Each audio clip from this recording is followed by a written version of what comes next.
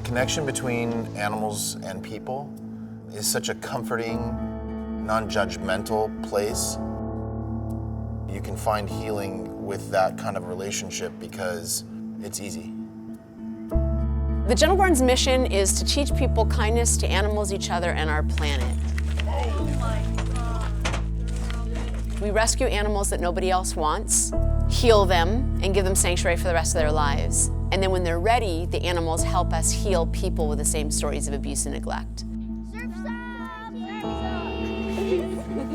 Raise your hand if you know what resilience means, and you can totally guess. Do you have a guess? I think that it's like strongness. Really good job. What's your guess? Like a special kind of hard rock. I love the way you guys are thinking. What's your guess?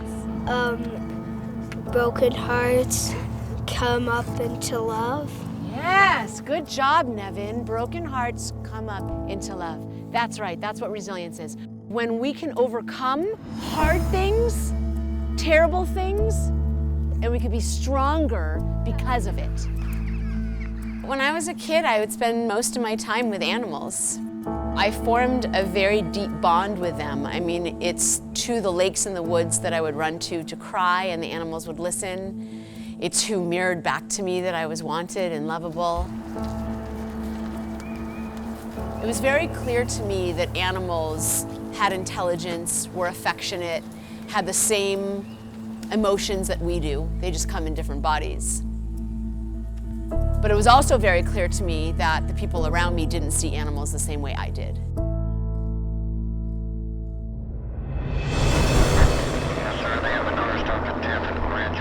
It is the escape that captured St. Louis social media. Cows on their way to slaughter slipped away and made a run for it. When police tried to corral them, they split up and set off multiple slow-speed chases, eluding officers through neighborhoods, business parks, and parking lots. The roundup process to separate them from their mothers, transport them to the slaughterhouse, was most likely very, very traumatizing. I don't know for sure, but I'm imagining that they were trying to find their moms and their home. Over the next several hours, they ran through the streets of St. Louis and made a really good effort to escape, but were ultimately rounded up and sent back to the slaughterhouse.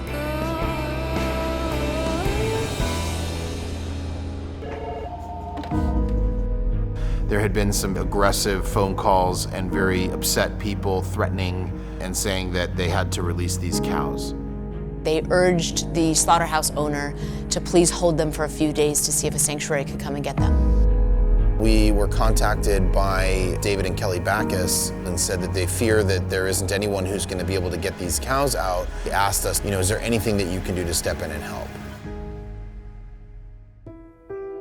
David Backus is a hockey player that used to play for the St. Louis Blues. And Kelly and David are both very involved with animal welfare and connected to the St. Louis community. We had received a few phone calls from friends back in St. Louis saying, have you seen the news? Have you seen the coverage? Kelly won't take credit for this, but she connected the dots at the end and reached out to Jay and Ellie at the Gentle Barn. And Jay did come out on a red eye that night. Stay to the right to I-70 East, St. Louis. There's been a lot of back and forth. There were other sanctuaries that were saying that they wanted to step in, but then ended up not doing it. And it was starting to really upset the meat packing guy. He was getting to the point where he was going to slaughter them. Well, I think that's it right there.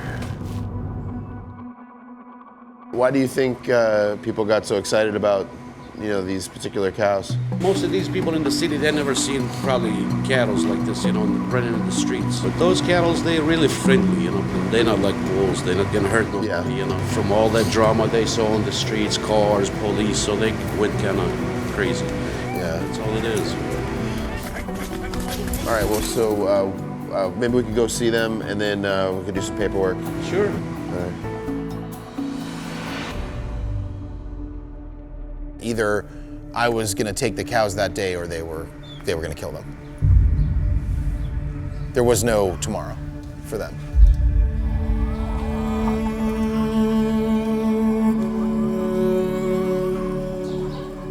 They're pretty they're still pretty small. All those feeders, that's all they do is eating. Yeah. These particular cows are called feeder cows, which means they've been genetically engineered to grow very big, very fast, so they could go to slaughter when they're still babies. We had to use them as the transporter because I had no time to put anything together before that. I was kind of at their mercy on how they were going to load them and things like that. It was frustrating to watch, but I just knew that the end result was going to be that we would get them out of there.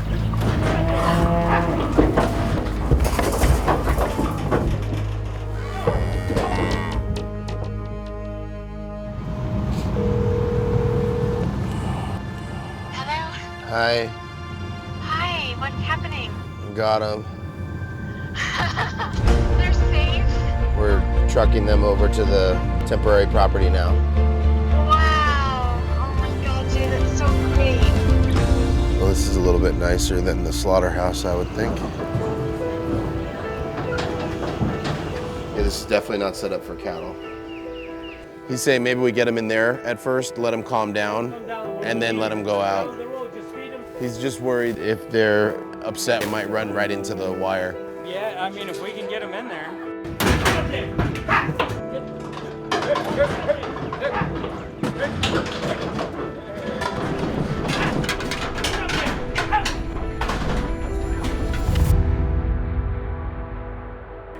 All right, have a good day.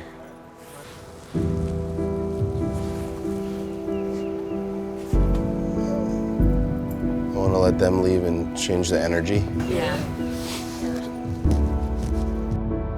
I hope you understand that. I feel the same way you do. I'm just trying to contain it to get the job done. I'm concerned about this black one because he's the only one laying down. He's the only one that's got hyperactive breathing. You could very clearly see that there was just something not right with him. I got to get them to like a vet hospital because they were hit with cars and I didn't know this information before I was here. It's certainly a possibility that maybe he has a broken rib. I don't know.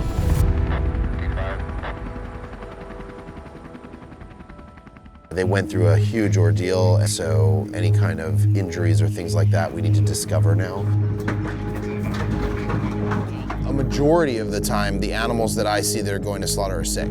All 6 of them, they all had E. coli problems, bacterial infections, this injury with Spirit's leg. Things were not in a good place. After several tests, they finally found a fractured ankle. And so they set it, they cast it, they put him on pain meds. We were then able to transport him into the foster home to be with his brothers.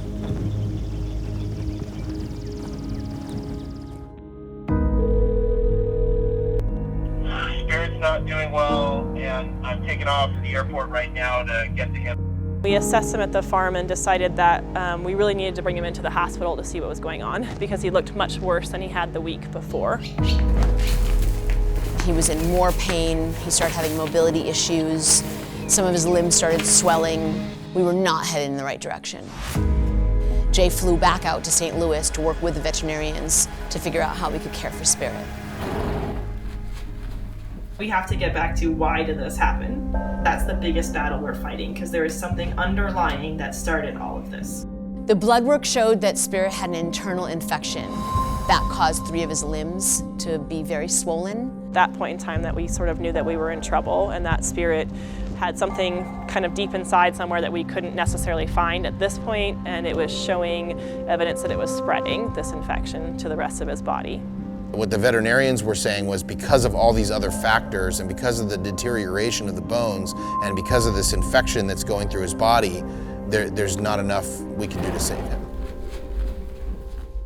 It's very hard for the caregivers to have to go through euthanasia, but for the receiver, doing it here in the hospital in a controlled environment when he's not in pain is to me a gift. I don't know if it was because he was having a hard time that he was so sweet, whereas the other ones are more standoffish, he was more available. And so I got closer with him. And so it was obviously that made it even more devastating to lose him. It was crucial that one of us was there with Spirit, that he died with someone being his advocate and being his voice. He died with somebody that loved him. But Spirit will not be forgotten. And in his memory, we are starting a Gentle Barn in St. Louis to be home for his brothers and serve the community with our programs. Well, starting a new Gentle Barn is a little bit scary. I mean, are we going to be able to fund it? Are we going to have enough volunteers? Are enough people going to want to come visit us? Is the community going to want to lynch us because this is such a hunting, meat-eating community? But you know, I think that whenever any business or nonprofit expands, there's the feeling of, oh God, are we going to be okay? So we put the GoFundMe together, we kind of held our breath, and then as the weeks unfolded and as the numbers kept rising, we started relaxing, like, oh my God, we might be able to do this. When we hit the mark and knew we could buy this property, it was such a celebration.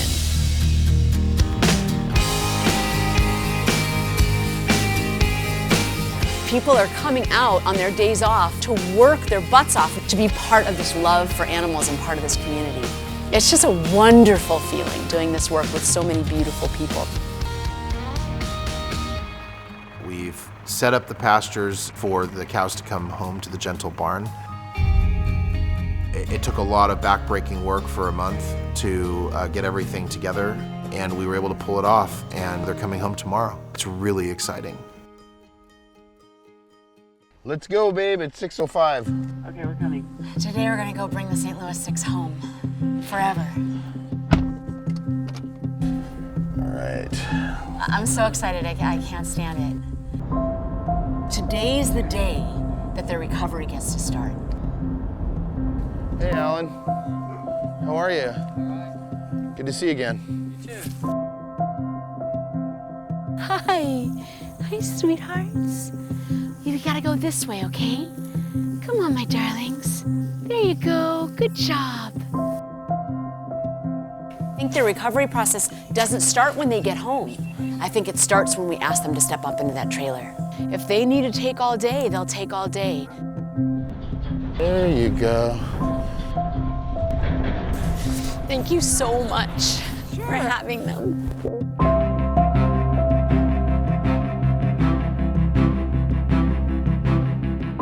Finally today we get to end their journey here and they'll become part of our family.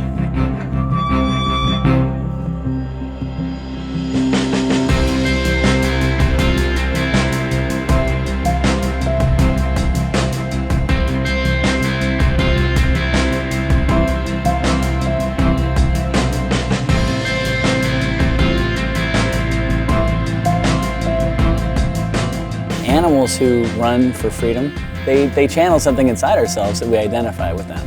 I think anybody can identify with being away from somewhere where you're going to have harm done to you. These cows, they sense it. They know they're in a bad situation. Just most of them can't escape. They have no choice.